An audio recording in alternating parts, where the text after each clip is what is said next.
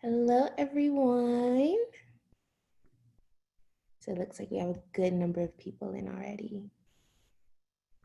Awesome, we can go ahead and get started. Hello.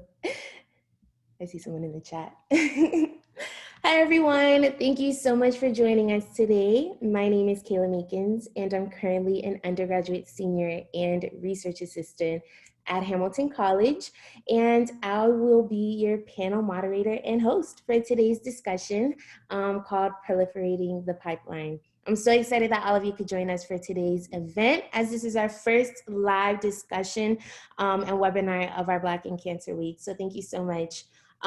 Before we go ahead and get started, I wanted to give a bit of background behind how the collective organization of Black in Cancer came about, and a bit of background on what today's discussion will be focused on. So this past August, co-founders Henry and Sigourney rounded up scientists from all across the world to establish an organization called Black in Cancer. And this organization came together with two main goals in mind. One, fostering a network and community of Black scientists and researchers involved in cancer research, along with two, organizing a full week of events on social media that highlight the work and contributions of Black scientists to the cancer research field, celebrating Black cancer survivors and remembering loved lost ones. And so transitioning to the discussion and talking about our own academic experiences of being Black in cancer, this conversation usually doesn't start with your graduate school or medical school experience. It usually starts a lot earlier than that. So it's not possible to have a conversation about equity in cancer research without addressing equity in higher education.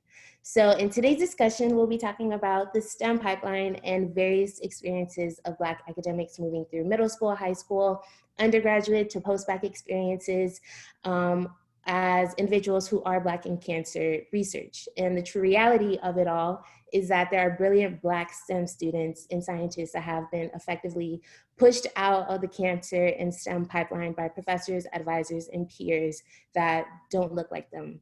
So the question then becomes, how can we proliferate this pipeline and make sure that we have more Black undergrad students becoming Black doctors, postdocs, advocates, policy officials, professors, and sometimes even a blend of all of those.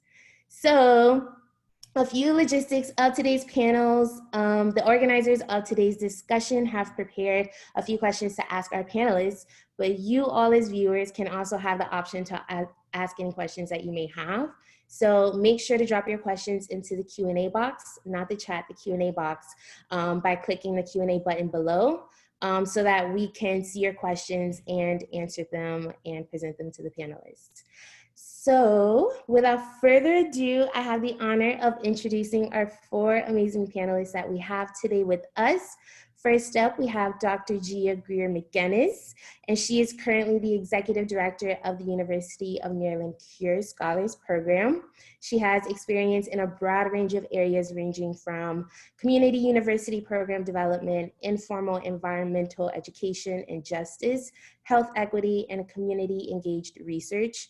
She believes in cultivating the change agency of youth and young adults and has a passion for community engagement and STEM inclusion. Can we get a quick hello from Dr. Mcginnis, please? Hello. Good afternoon, everyone. Thanks for having me here today. Awesome.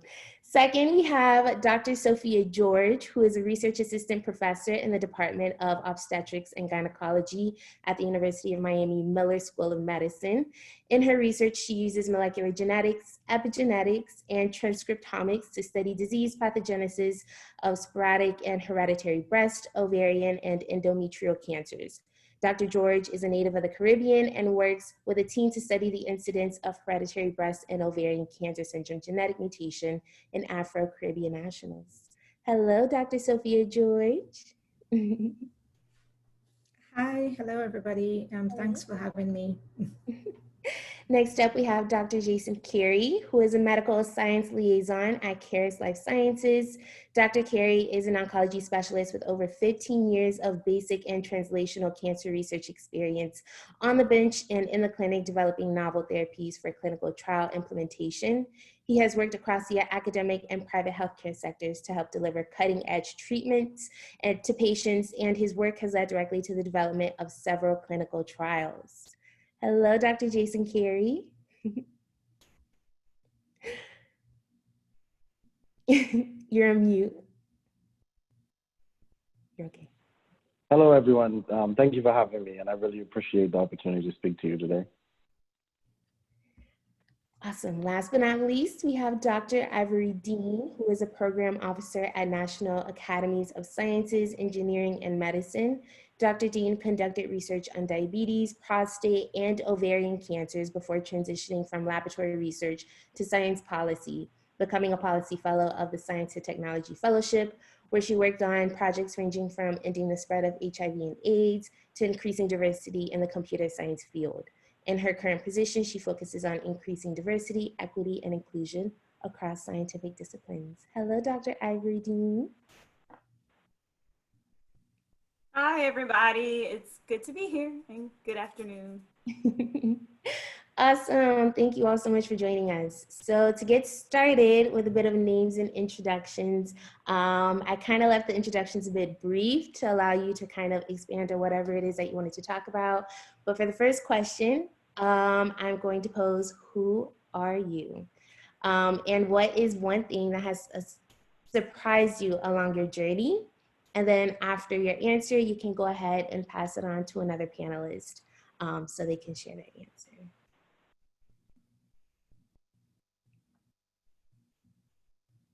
Whoever wants to go. Oh, I can go first. I think we're all like, who goes first? So hi again, Gia Grier Mcginnis. I'm currently the Executive Director of the Cure Scholars Program, which is a STEM and Healthcare Pipeline program for West Baltimore youth, starting at middle school and working with them all the way through high school. Outside of that, I'm a mom. I love the outdoors. And that's a little bit about who I am in general. And then was there a part two? What is something that has surprised you along your journey? Yeah, I mean, I think for me, it's how much your career can morph and change over a long stretch of time. So I think about a little under 20 years ago when I graduated from undergrad, what I thought I wanted to do with my life. Like back then I thought I wanted to be an environmental activist, and I was laser-like focused on that. And all my classes and all my internship experiences revolved around that. And then it just took one job on a college campus to like pivot my career in a different direction. And I just say that because I know for people that are earlier in their career journey, I think focus is important, and I think working at your craft is important, but just know there'll be these opportunities that can present themselves along the way, and people should, you know, stay open to that and be open to new experiences to supplement the core work that they do.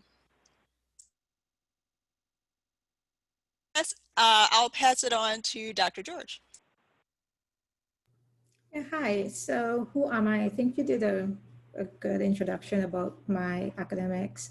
So other than that, I'm a mom, I am a wife and a daughter and sister.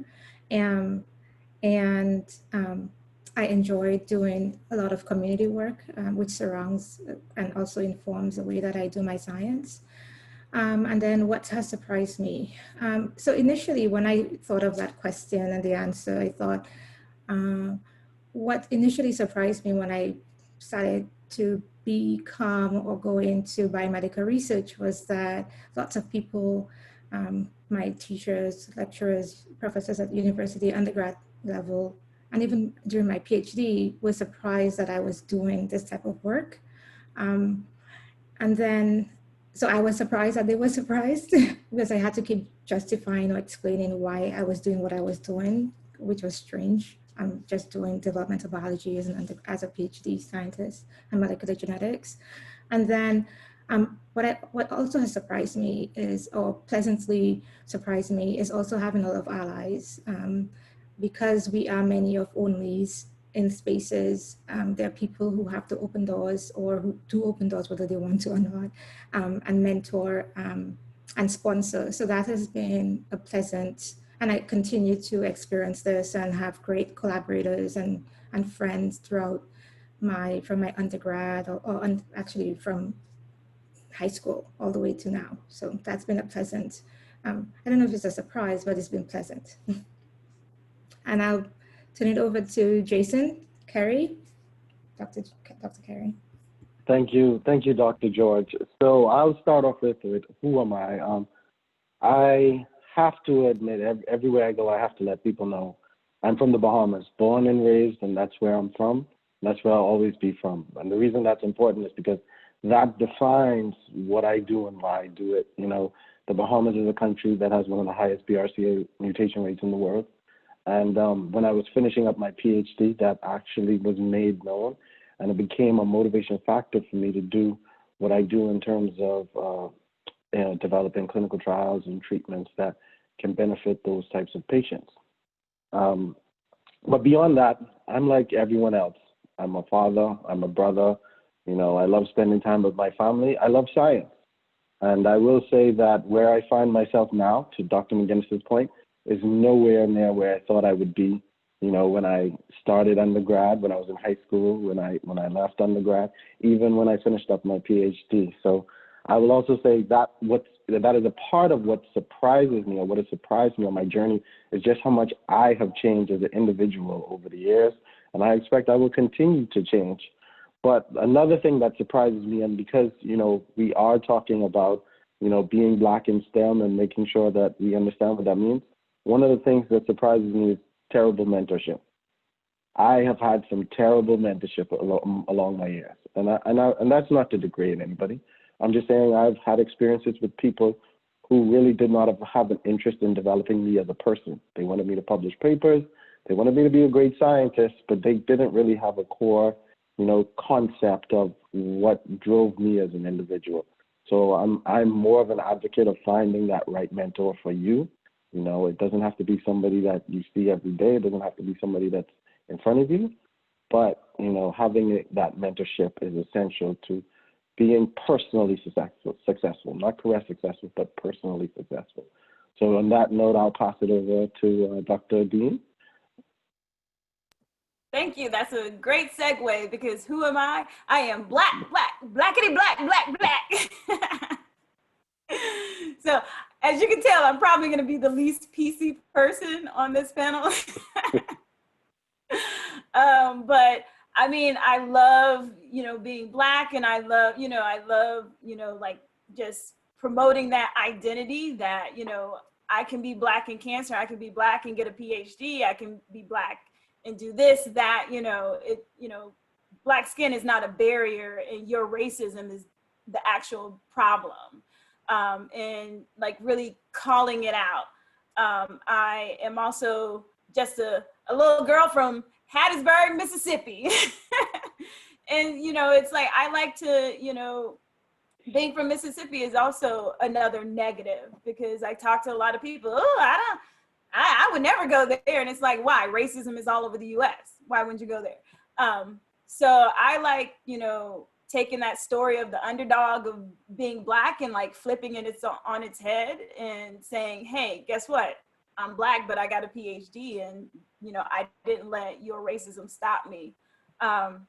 What was surprising, I guess everyone is doing like more towards like graduate school. What was surprising? I have two. One, you have to find work-life balance.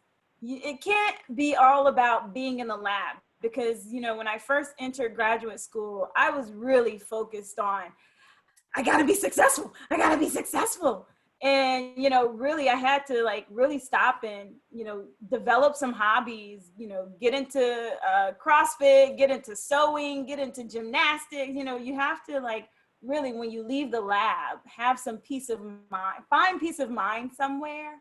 And my second thing that surprised me is when I was in graduate school and in my postdoc, but graduate school, my mentor was a Chinese American lady that was born in China, went to school in Beijing and came to the US. And it was very surprising that I could bond with this woman so closely and how invested she was in my success. And she got the racism in America, and she understood that Ivory, as a Black woman, you know, this is significant what you're doing. And then when I went on to UCSF to do my postdoc in breast cancer research, I had a white woman from Canada, and she was equally as invested in, you know, my success. And she was also, she also understood that as a Black woman in science, you have to make it.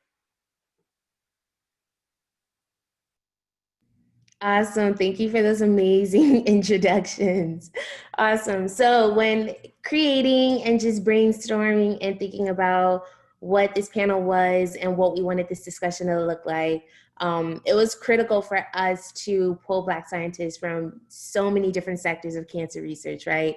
Ranging from advocacy to government to academia professorship, because it's important to show budding scientists, even such as myself, that there is no one single path post undergrad experience, right? So for my panelists, what is one main skill?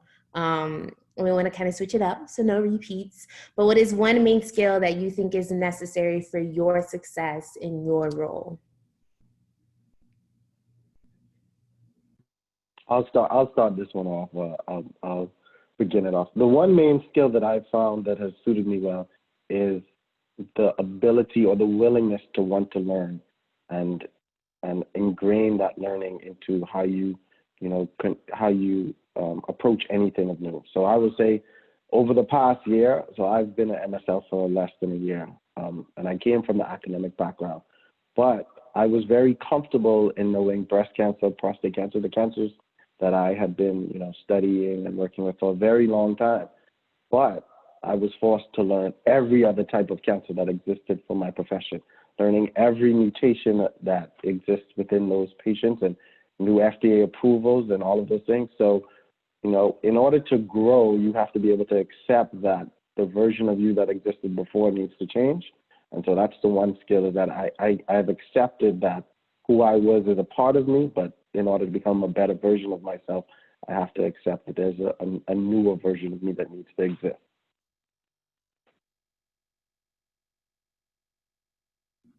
Thank you. So I can follow up. So one of the things that I realized early on was to develop emotional intelligence.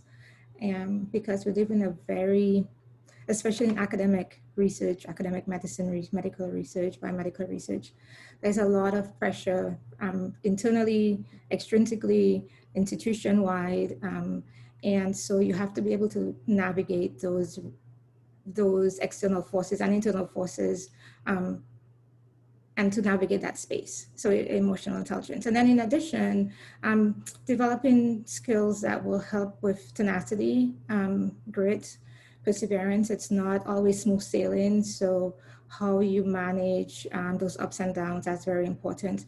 And that's of course beyond knowing your field and knowing your work very, very well. But that's the expectation anyways when you develop this type of scholarship. I'll go next. I have two things. I'm always going to have two things. One, you really, you hear this and it's cliche about developing thick skin, but like getting a PhD, it's probably one of the most stressful, emotional, and experience that you can have. And you're criticized, which you're given criticisms all the time. And we as a society, we're not used to criticism, and we always frame criticism in a bad light. And sometimes I would as a graduate student, give my presentations, and in front of like the whole cancer biology department or the pathology department, and then you have professors in there who know their stuff. And then they're asking you these questions like, why did you do that Western blot? Why did you do this experiment? And you're just like, whoa, whoa, whoa. I kind of did it because my mentor told me to do it. But you can't say that. You have to really take the questions and take the criticism for what it is, and just like, and appreciate it and say, you know, they're actually pushing me to be better, to not just do an experiment because my mentor told me to do it, but actually think about why I'm doing this experiment. Is it going to be beneficial? And if you don't think that experiment is worth doing, have the guts to tell you, to have the conversation with your mentor, like, well, I don't think this experiment is actually showing what we want to show. What about this experiment? This may be the better experiment, or they both need to be done together so they can both like then add to what we're trying to say. So learn to like take criticism positively, even if it's given in a very negative way. You have to learn to take it, you know, like, hey, this is for my benefit. I didn't like the way they said it, but actually, you know, it's going to push me to really think. And the second is, I forgot the second. It's fine. I forgot the second. Okay. So I would say, as someone that does more program development, I think learning to communicate with a wide variety of audiences. So as an executive director, I have to both be able to relate to the communities that we serve, but I also need to be able to relate to other faculty that are doing research through our program.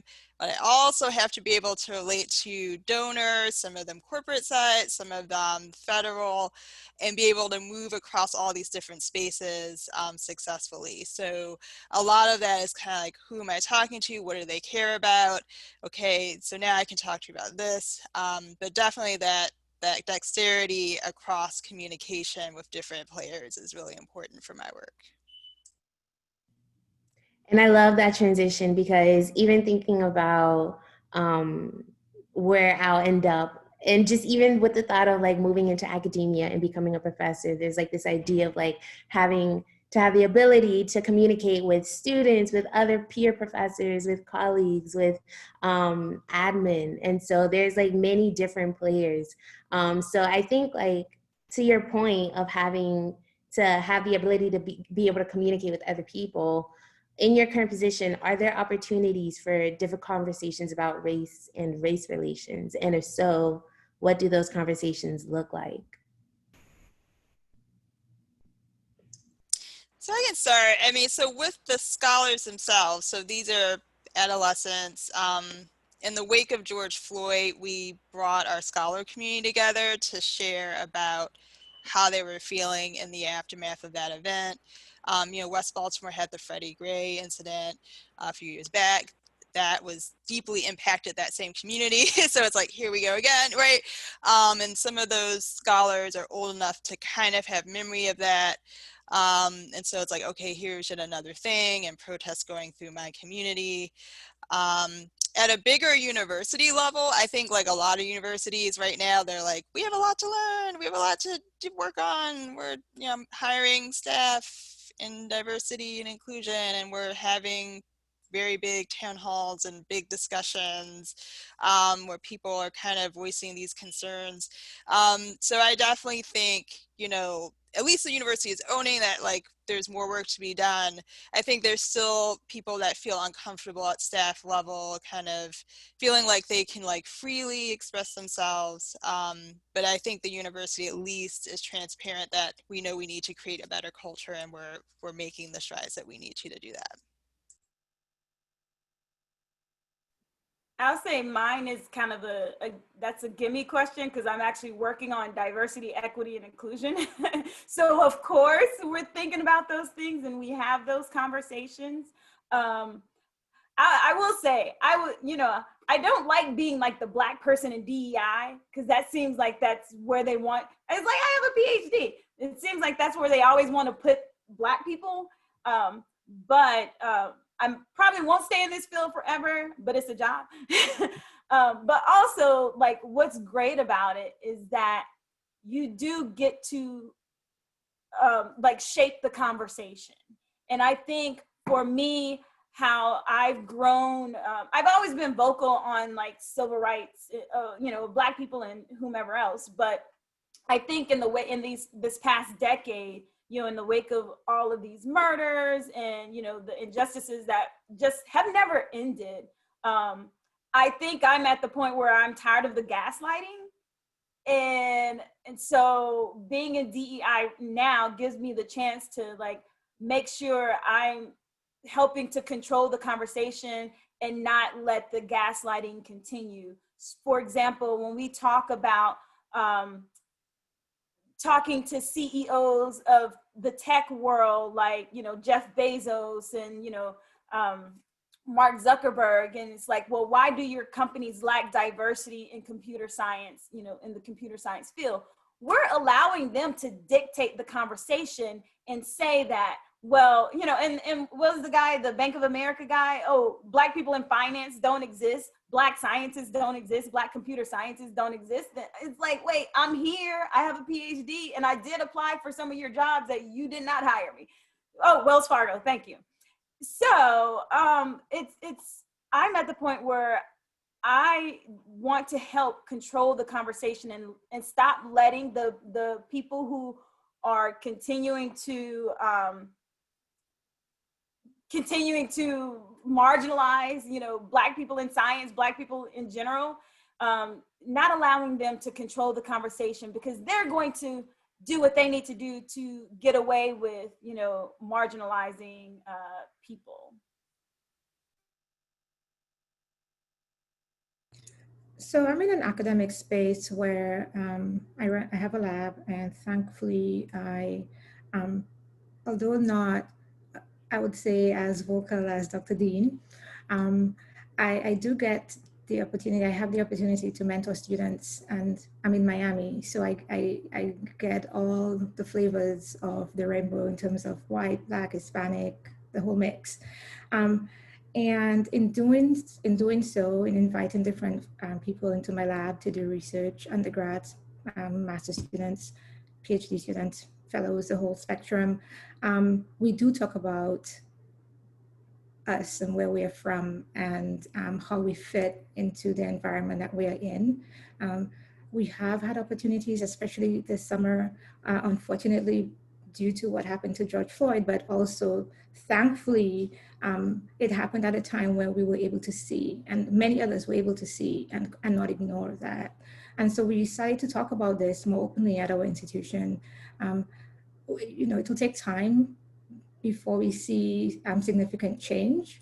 I know that some institutions are doing cluster hires to hire Black faculty in different spaces, different fields. But yes, I do get the chance to embrace my Blackness and my culture. So I'm from, as you said, I'm from the Caribbean, and I'm very proud of that, but I'm also happy to be where I am now, and how do I fit in that space, and talk about that in the context of being an immigrant and with other immigrants in Miami and those who were born and raised here or in other spaces in the United States and other parts of the world. So yes, we do get to talk about it, and sometimes it's uncomfortable, but that is what I think is also normalizing us being in those spaces, that it's not a strange thing to see a Black female scientist run a lab or run a program, which is important for the young kids to see, and even for senior folks to see. Yeah, so I'll add on to what Dr. George said. Is there the opportunity to talk about race? So I came from, you know, an HBCU. I was HBCU trained.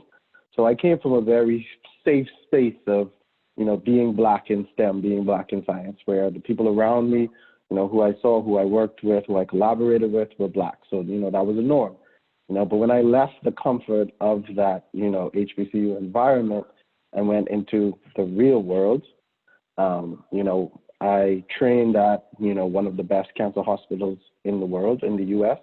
And once I left, that comfort didn't exist. It was really just me, you know. But even more so, at that time, I was looking to become faculty. I wanted to become faculty. And when I looked around, I didn't see that. I didn't see any me faculty.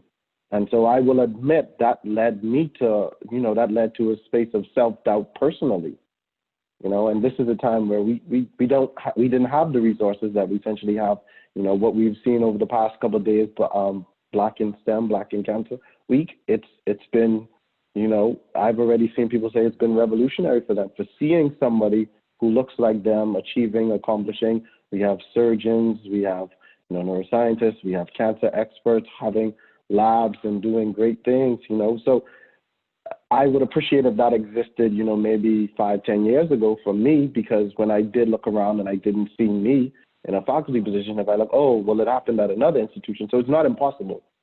It's not that it can't happen, but I just don't see it.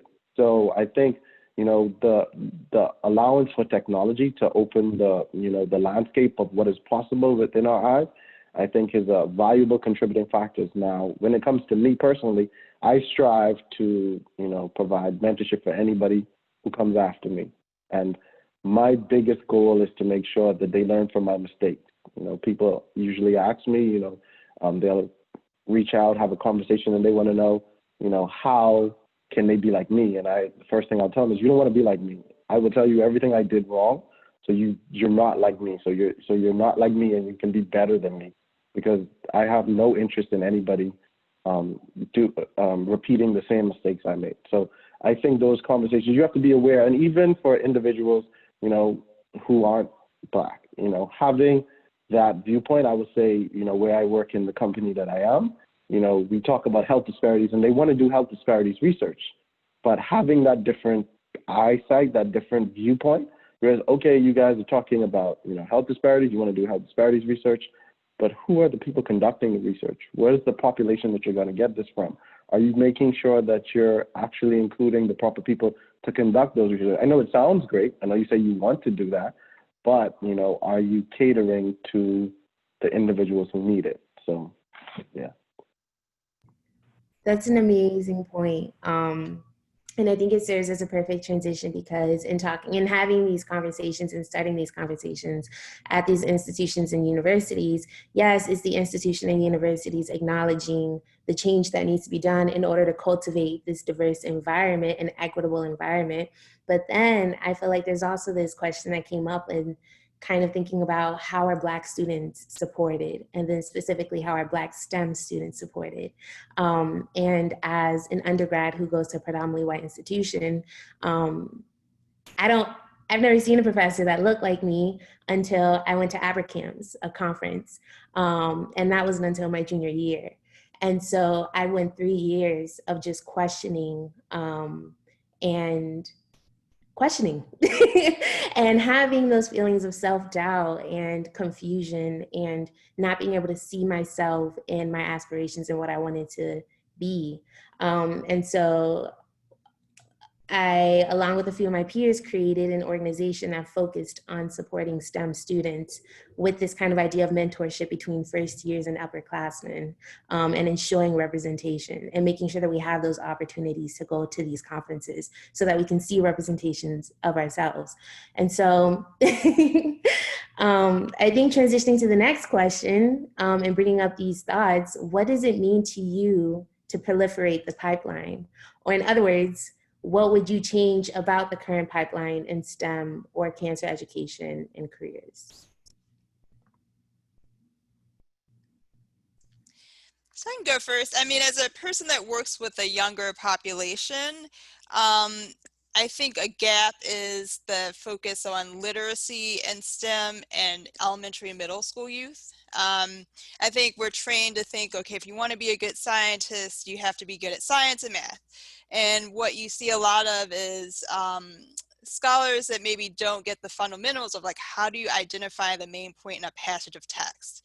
So if you give them a scientific thing to read and they can't, that skill hasn't been mastered, it's very hard later on down the road In our program, we provide academic enrichment and work with our school partners to cultivate that skill in our particular network. But there are high schoolers all across the country that I think are graduating out not having mastered the fundamentals of just critical thinking and reading. And then they hit college and there are barriers there of trying to, all of a sudden you're asked to read, and college is like, here, read this, read that, read this. Tons and tons of articles, all of a sudden you're being asked to read. And I think, you know, our youth are not necessarily getting those fundamental skills. So one of the things that I think needs to continue happening and happening more is opportunities for undergrads and high schoolers who are Black and or from a minority background to get research experience in laboratories. So almost always the questions that I get, how did you do what you did in terms of how did you get a foot in? And of course, some of the young kids or the students, they are intimidated to approach faculty members who do not look like them. And they're also intimidated to approach people who do look like them. But in general, because there's so few Black faculty members in STEM, it's hard to, it feels it's like a challenge to get undergrads and high school students an opportunity to do research, because that's what's actually going to help them be more competitive for scholarships, for getting into PhD programs, medical school, whatever it is that they want to do in the context of STEM. And so how do we do that? Of course, people respond to money. Also, people respond to maybe empathy, but just in general, we need to also keep bridging with our allies who are not Black, because again, we are a minority, so we can't expect all the Black faculty to host all the Black students, but so that people open up their spaces and know that it's okay, because there is also an expectation of failure. You know, so why someone would want to invest their time in you if they think that you're not going to succeed because they don't see other people looking like you succeeding in that space. So it's really just giving people an opportunity and reaching out to our peers and saying, please beg. I don't know if it's begging, but sometimes money helps too. Creating programs that will fund spaces and laboratories for undergrads and high schoolers during the summer or the spring break, or Christmas holidays, especially now with the COVID, that's even a bit more challenging, but people have come around to figure out different ways to address that too.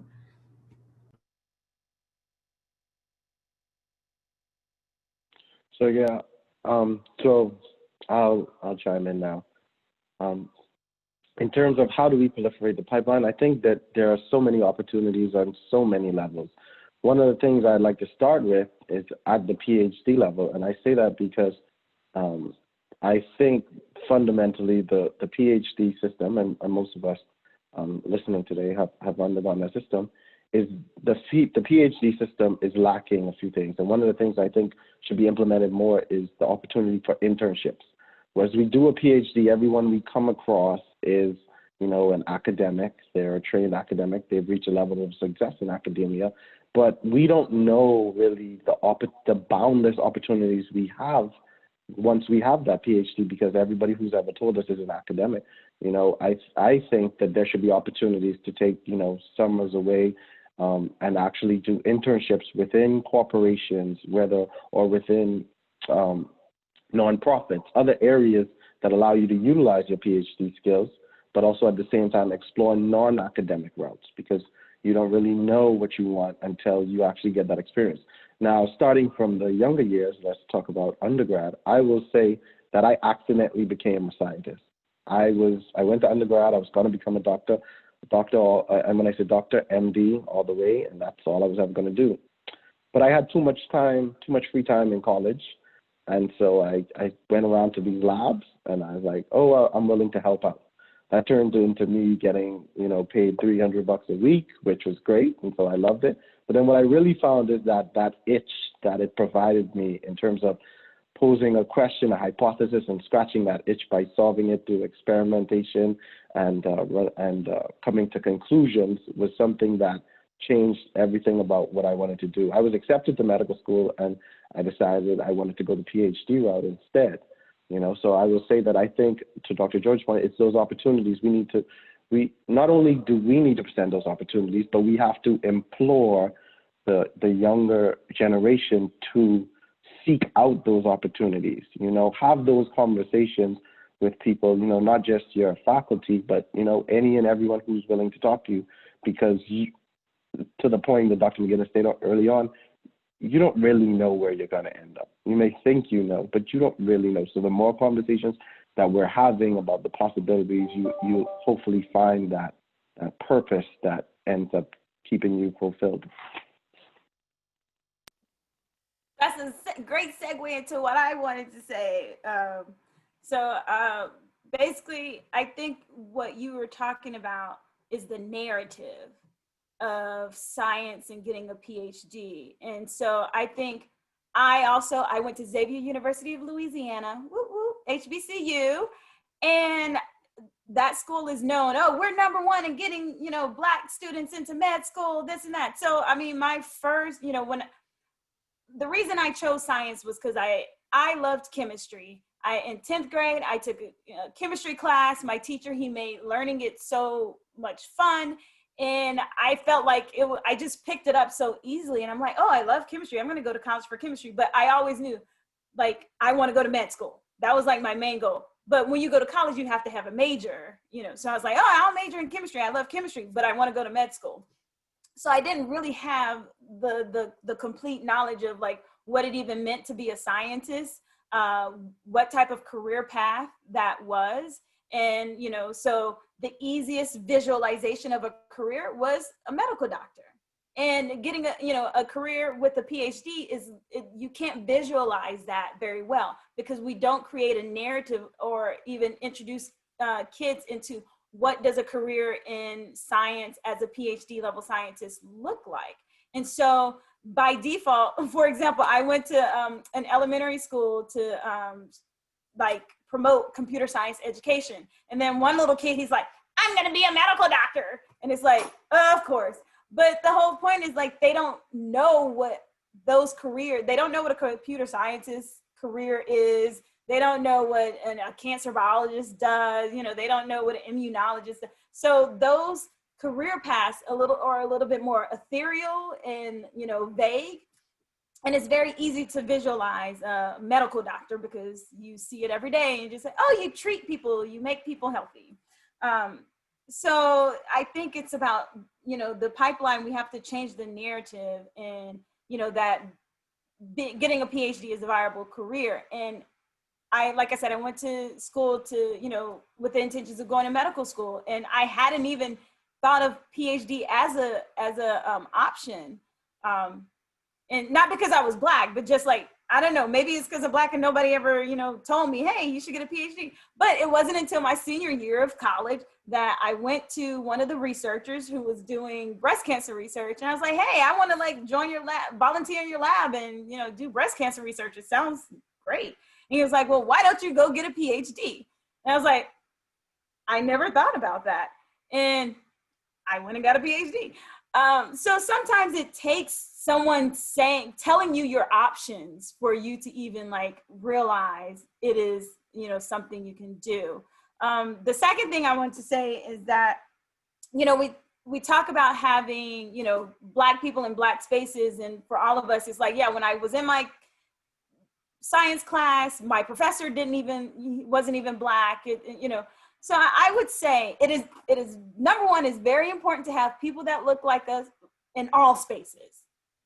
But just because you don't see someone that looks like you in that space doesn't mean you shouldn't do it. And I think that's another thing when we talk about narrative, we should let our, the younger generation know that, hey, if no one looks like you, let that be a motivation to say, hey, I'm going to go in that space and start making, build up people who look like me by being the first one in that space.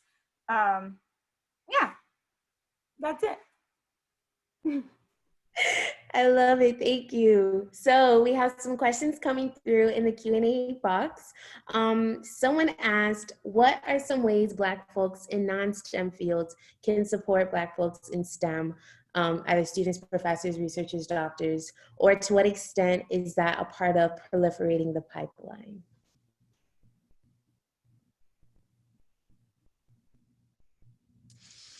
Well, I mean, I think, actually it's interesting, I was just a part of this NSF workshop where we were talking about the role of like non-STEM content in cultivating STEM scholarship. So where you bring in humanistic values into your work. So I think social scientists have a big role to play in helping STEM professionals. I think, you know, philosophers, I think there is a role to play. I think it's in kind of teaching these other skills that we're talking about, like not necessarily math or science, but, you know, there are like social justice issues that the students need to be trained on. So there's definitely a well-roundedness to STEM that can happen that other non-STEM folks can help with.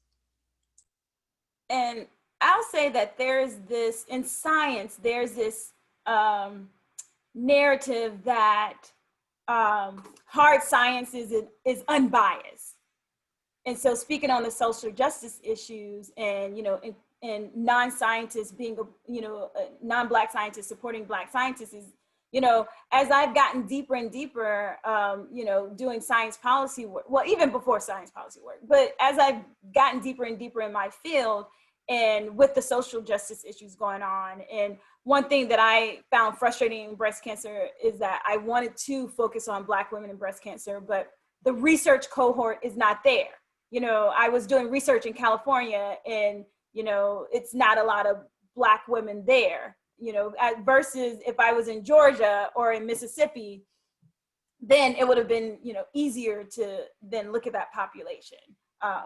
So when we talk about non-Black STEM people supporting Black people in STEM, it's just having those conversations of looking at all facets of how science is affected by lack of diversity. When we talk about our research cohorts, when we talk about our patients, when we talk about the scientists in the room, the social scientists in the room, to bring, and we need people to bring different perspectives. For example, when we talk about Black people participating in clinical trials, someone who is purely about science, you know, they don't understand the history of the Tuskegee experiment and how damaging that was. They don't understand Dr. Marion whomever, who performed surgeries with no anesthesia on his Black slave women. So he, you know, someone who's just looking purely at the science doesn't understand for Black people, it's not just science, it's not just medical care, it's a lack of trust. And so even like now with COVID and the vaccine, you know, people are on there, I'm not taking a vaccine, you never know. And so it's, you know, I'm not participating in the trial. So it's that lack of trust that when we ingrain racism in all facets of our lives, it's going to affect our science. It's going to affect our health. It's going to affect economics, because when we talk about internships, when you know, previously when you didn't get paid for internships, Black people as students, it's not economically beneficial to participate in an internship and get that type of experience. You know, I have a PhD and a lot of people are like, oh, so where did you get your master's? It's like, I didn't get a master's. I went straight from undergrad to PhD. So that misconception is, oh, well, I thought you had to get a master's. So you have some students who will think that they can't get a PhD because then they have to spend money to get a master's. So it's all about, we need a 360 view and a 360 communication. And I'll shut up now. Thank you. So yes, we are reaching the final point of the panel. This was an amazing discussion. Thank you. I think to kind of transition into a bit more of a hopeful scope, thinking about maybe if you were speaking to your younger self, or if you were speaking to undergrad students that don't necessarily see themselves in their environment. I know there's a whole lot in the attendees right now. What advice would you give to those students to kind of persist and to aspire despite not being able to see themselves to reach their goals.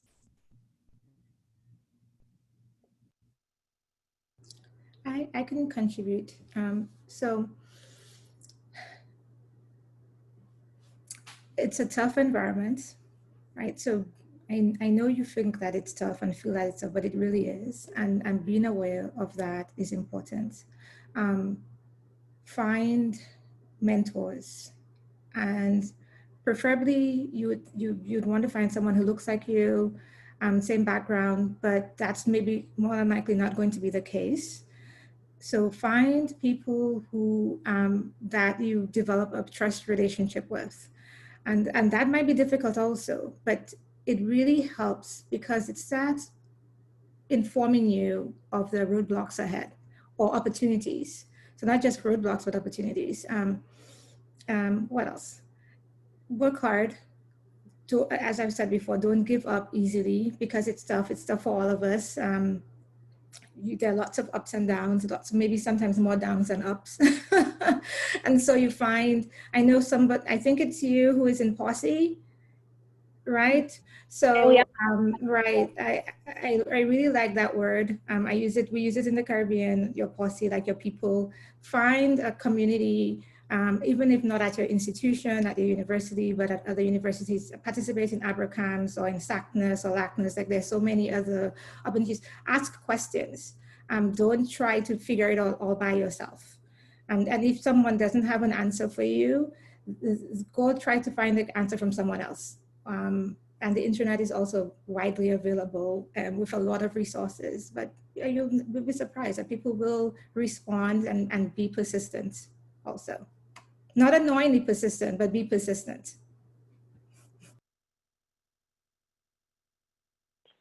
If I had to do it all over again, what I would tell the younger version of me is, don't ever give up. You're gonna make it. And I'll admit, there were a lot of times when I questioned everything about myself.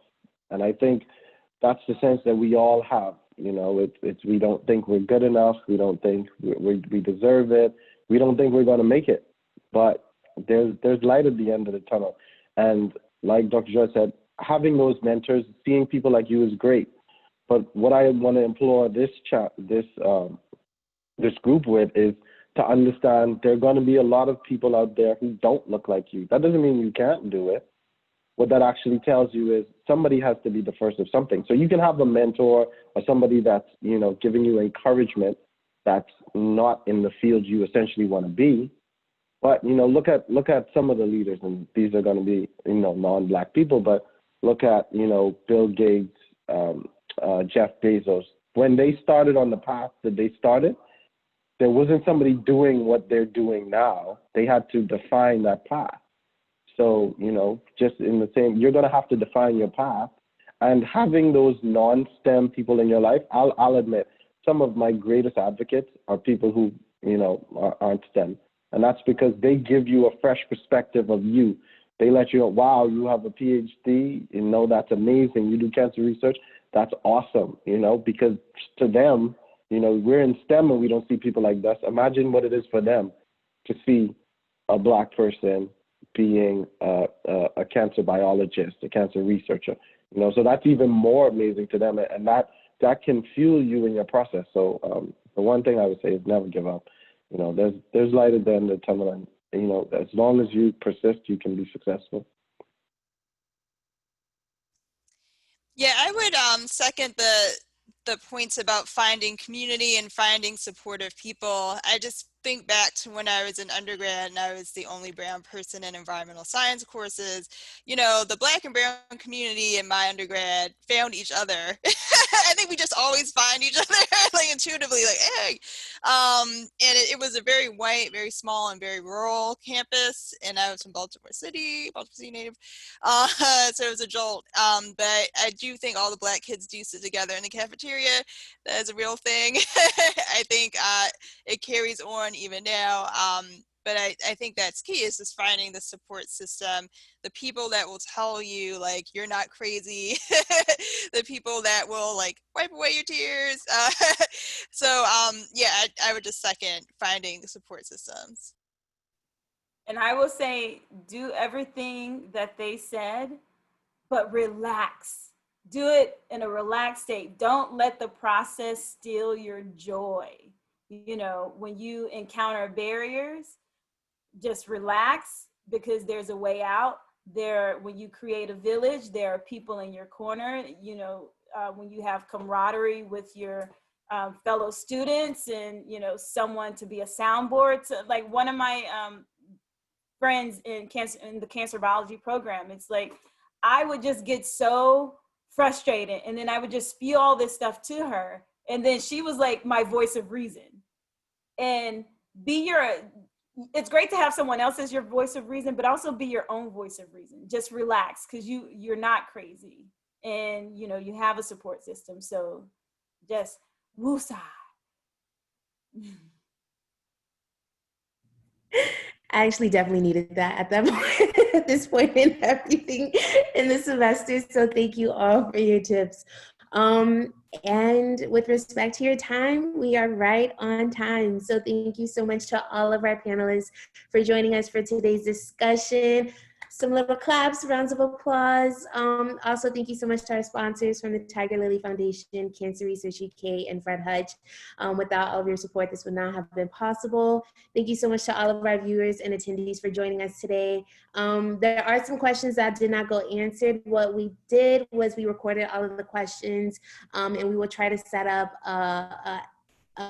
answer and question portion of the website so we can get those answers to you guys.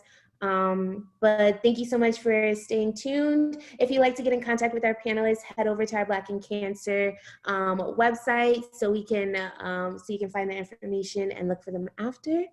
But that is it for today. Thank you guys for joining us.